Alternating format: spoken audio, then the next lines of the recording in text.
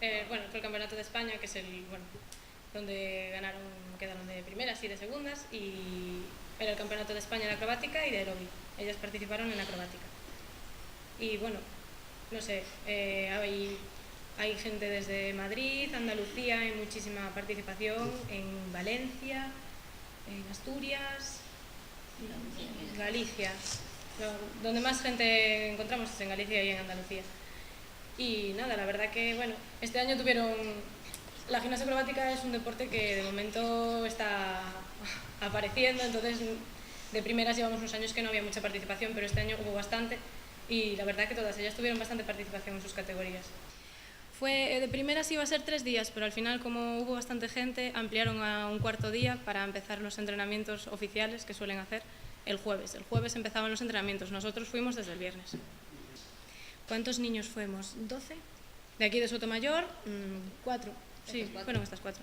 Nosotros conseguimos el primer puesto de Rita y Raúl, parejas mixtas, el primer puesto de Aldara y Lucía en parejas femeninas, el segundo de Rosalía Antía y su compañera Aldara en tríos alevines, y, ¿qué me falta? Ana Mencía y Laura, que no son ninguna de Sotomayor, que también quedaron segundas en tríos en otra categoría.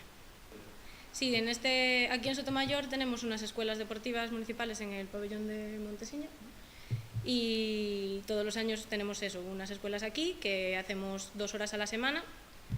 Venimos aquí a dar las clases y a partir de ahí pues íbamos viendo niños que ya no solo que tengan cualidades o no, es que estén interesados. Son niños que vienen, que los ves que quieren venir, que no faltan un día, que te preguntan y te piden más. Esos niños dices, si quieres entrenar, vente.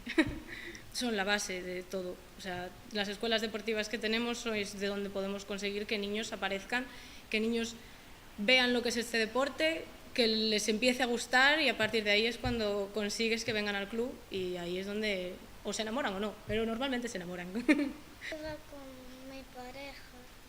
¿Y qué hicisteis con tu pareja? ¿En qué consistía vuestro baile?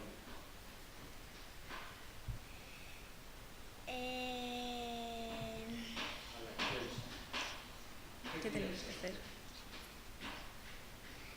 Hacer las figuras y los lanzamientos bien, pero el último lo hice así regular. Es que eso me sale un poco mal. Pero si ganaste una medalla, no salió tan mal, ¿no? No.